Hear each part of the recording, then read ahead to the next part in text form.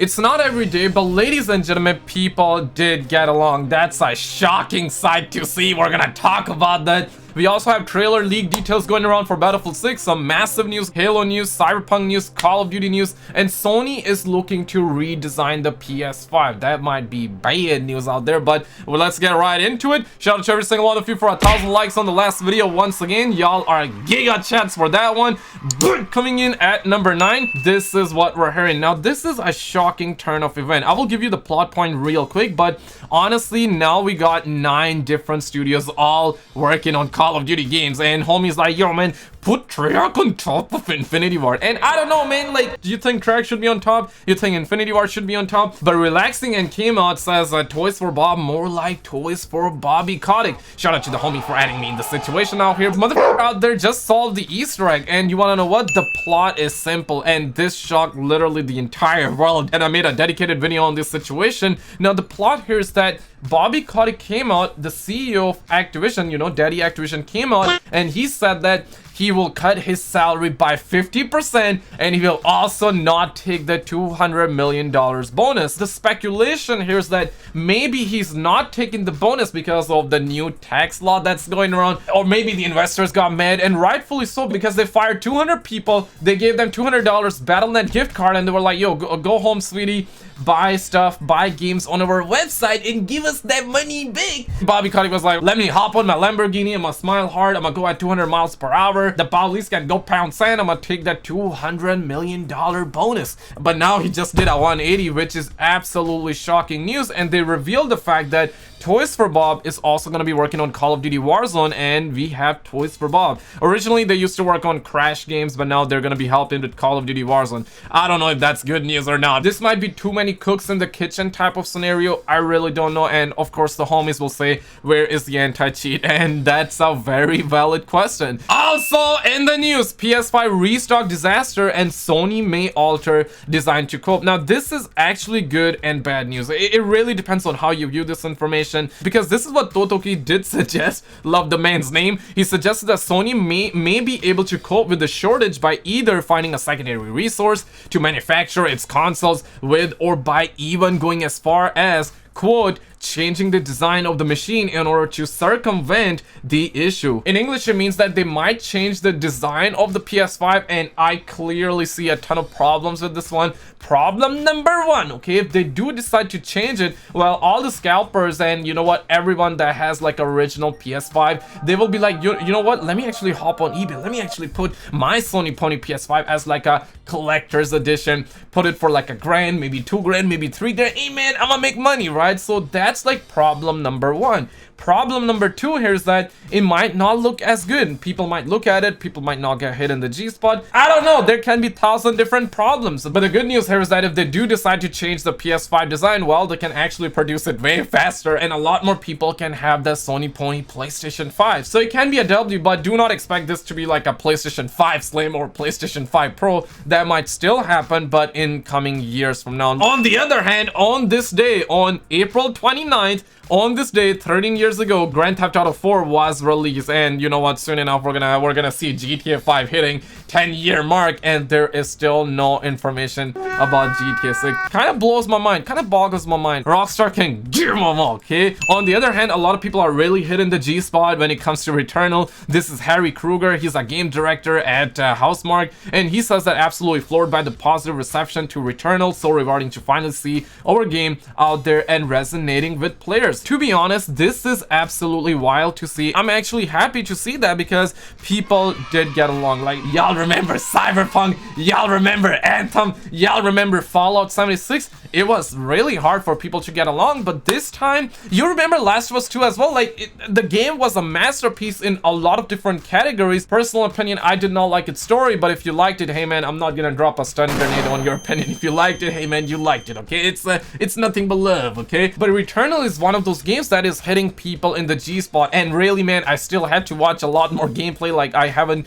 really watched a lot of the gameplay, but from what I've seen, man, this lady out here got Usain Bolt genes. Okay, so this lady runs fast. She runs faster than Keemstar, believe it or not, ladies and gentlemen. The Metacritic score is 86. A lot of them are giving 100, but let's be real, man. Like, the studs and chats like to take the reviews from the actual experts, okay? And the experts say this is 6.5 and not 9 out of 10. So I don't know, guys. I don't know what's happening. A lot of 10s, some 4s. There are some 0s, some 5s, which is, you know what, these are our experts. If you like the game, you like the game. Also, Ratchet and Clank is blowing a lot of people's mind. Maybe not your mind. It did not blow my mind per se. I wasn't like hitting the G spot, but I'll say this much though, man. This game like reminds me of what Cyberpunk could have been. Look at that. Like, look at all these planes, right? Cyberpunk sky should have been looking like this, but they didn't even have a single plane, and we couldn't even fly. Like, we're talking about a city of the future. But listen, man, I gotta clap up for Ratchet and Clank because this game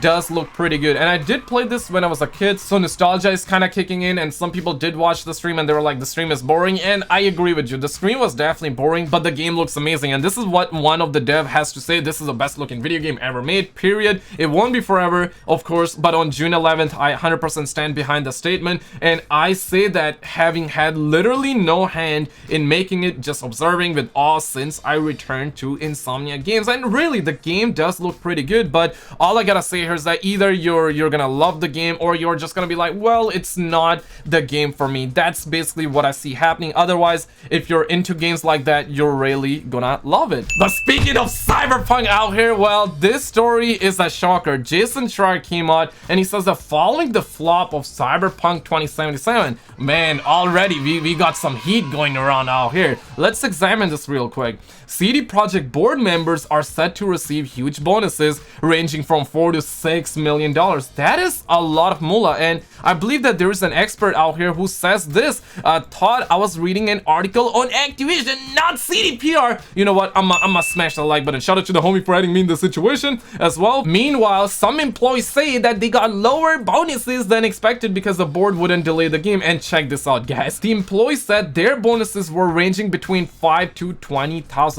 Seriously, $5,000 to $20,000 compared to $4 to $6 million, and you cannot even give them that amount? Get the F out, okay?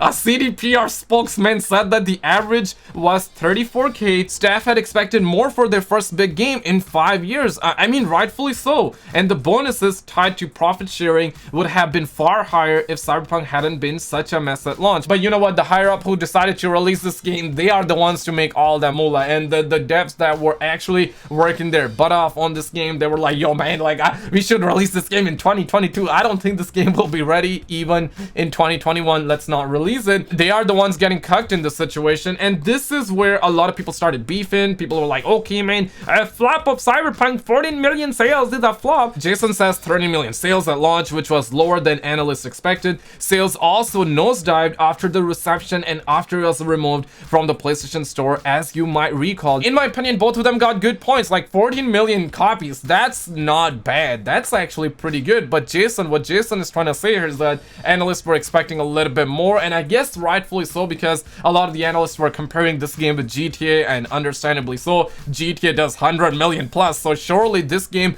could have done 25 million easy, and then later on, you know, 50 mil, and it might do 50 million once the game is fixed. But let's be real, man, Sony did bukake on the Cyberpunk. They literally ganged the game, they removed the game, they bukake on the... Also in the news, shout out to Ali for adding me in the situation, and this is for my G Galaxy. Ali is being a stud out here because Halo did officially confirm that crossplay, super ultra wide, triple key bindings, and so much more is gonna be for Halo, but on PC. We got a couple of photographic images, and it do be looking kind of beautiful out here, you know, like this is a 4K screenshot out here, and this is still a work in progress. And Galaxy, if you're watching this video, you might want to skip to the next segment. You might not want to hear what the homie Face Nick Mercs has to say. Battle Royale win. So you guys can see homies are asking for Battle Royale, and in my personal opinion, get the F out, okay? We do not need Battle Royale for every single game.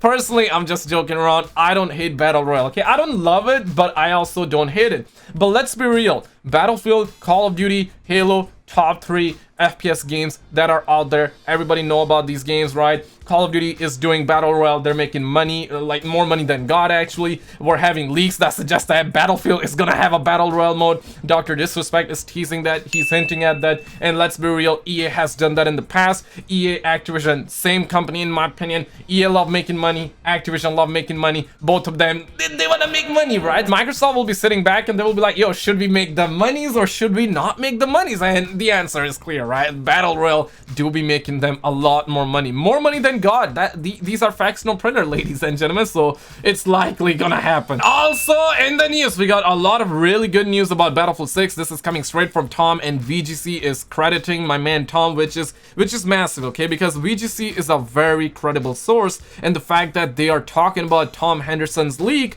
that just gives a lot more validity to these leaks. I suspect that they might have cross-checked the information, they might have verified that these are my assumptions, because in the past they have been very credible. And even just recently, they did say that Warzone is not gonna get a new map, and it's gonna be Verdansk 1984, and their last leak was actually true. But still, though, it's leaked, so do not let your dogs out. Battlefield 6 maps will reportedly feature a day and night cycle and dynamic weather, which is most likely facts, okay? Like, let me just keep a $150. Imminent reveal trailer set to show a desert island transformed by a tornado. The beginning of the trailer starts off with a nice sunny blue sky and ends in a dark and rainy mess, he said, with the battlefield transformed by a storm/tornado. Players will be able to control the Osprey military aircraft in the game, with 7 or 8 of them reportedly on display in the revealed trailer. The trailer is said to be reflective of a wider multiplayer focus on maps with day and night cycles and dynamic weather, which is described as a big part of the game, which the reveal footage shows in a spectacular way. Well, holy smokies, guys, apparently the Battlefield 6 trailer images got leaked. I made a dedicated video on it yesterday, but now even Charlie Intel is talking about it. They put up this article 5 hours ago. You can absolutely look up for it, look the images as well. I'm not gonna put them in the video because that's like a perfect opportunity for Daddy EA to send this video to YouTube heaven. In the past, I got striked for just linking the leaks from Daddy Activision. Daddy Activision is kind of hard, but looks like that EA is going easy so far, but you never know. They can 180 and they can always strike the video, so that's why I'm trying to make sure this video doesn't get sent to YouTube heaven, guys. But the images got leaked. Looks like that the quality is kind of poo-poo, I'm not gonna lie, but apparently the word on the street here is that they are actually legit, and surely whenever we get the trailer, we're gonna find out whether they are real or not. And the fact that Laura Milley has done an interview, now keep in mind, she is working at EA, she is working on Battlefield, so the fact that they have done an official interview talking about Battlefield, yes, the information is minimal, but guys, it is what it is, okay? So they talked about it. I covered that story in my last video. By the looks of it, the reveal trailer is now, we're officially in May, so this is the month, guys. On the other hand, almost 50% of Fortnite revenue is being driven by PlayStation. Ladies and gentlemen, behind Kratos coming to Fortnite and his nuts getting clipped, it was Sony ponies all along. But check out this video on the screen, hit the subscribe bell so I can interrupt you every time you're about to score on your crush. Subscribe.